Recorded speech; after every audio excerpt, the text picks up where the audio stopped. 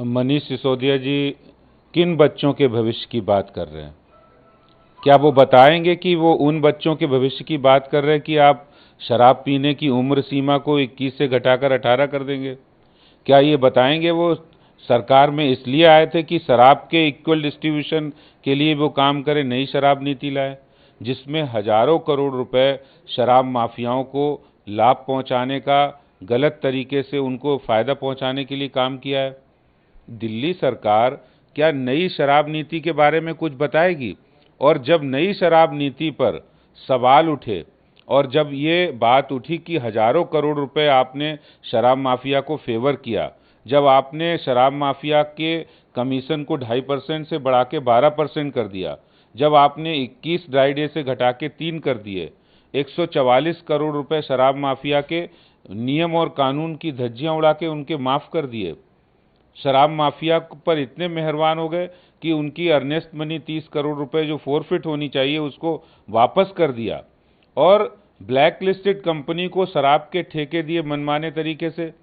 तो शराब माफिया को फायदा पहुंचाने के लिए दिल्ली में सरकार बनाई थी आपने, यही आपका मॉडल है। आप लोगों को शराब पिलाने के लिए, सिखाने के लिए काम कर रहे थे। ये मनीष सिसोदिया जी क्या उस मॉडल की चर्चा करेंगे कि जो दिल्ली के लोगों को जिसने बर्बाद कर दिया? और जब ये नई शराब नीति से ये कह रहे थे हमें करोड़ों रुपए का फायदा हुआ है, और जब सीबीआई की जांच हुई तो तुरंत उस शराब नीति को वापस किया। हजारों करोड़ रुपए का जो रेवेन्यू दिल्ली को फायदा हो सकता था, जो दिल्ली में बेहतर काम करने के लिए पैसा आ सकता था, वो शराब माफिया पर लुटा देती है दिल्ली सरकार। और इस तरह ये कहते कि हमारा मॉडल बहुत अच्छा है। क्या यही मॉडल है आपका? तो नई शराब नीति जो लाए जिससे दिल्ली को बर्बाद कर दिया, दिल्ली के युवाओं को बर्बाद कर दिया, दिल्ली में हजारों करोड़ रुपए का राजस्व जो आना था, जिससे दिल्ली का विकास हो सकता था, उस राजस्व को शराब माफिया और आम आदमी पार्टी ने मिलकर बांटा है। और ये बिल्कुल आम चर्चा है कि ऐन वक्त पर उस समय लाए जिस समय देश में कोरोना था, जिस समय कोरोना से लड़ने की जरूरत थी, उस समय इनको शराब माफिया की चिंता हो रही थी, और वो सारा पैसा इन्होंने पंजाब के चुनाव में खर्चा किया है। पंजाब के चुनाव में गलत तरीके से शराब माफिया से पैसा लेकर खर्च किया, और इसीलिए शराब नीति को लाने में इतनी जल्दबाजी इन्होंने की। नई शराब नीति दिल्ली को बर्बादी के कगार पर ले आई है। ये आम आदमी पार्टी शराब की नई पॉलिसी लाकर दिल्ली के राजस्व का हजारों करोड़ रुपए नुकसान किया है, शराब माफिया को इन्होंने फायदा पहुंचाया है। जी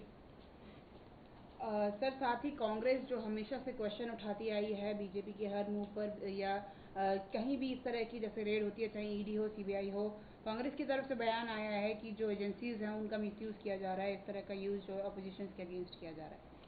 देखिए, कांग्रेस तो पहले से ही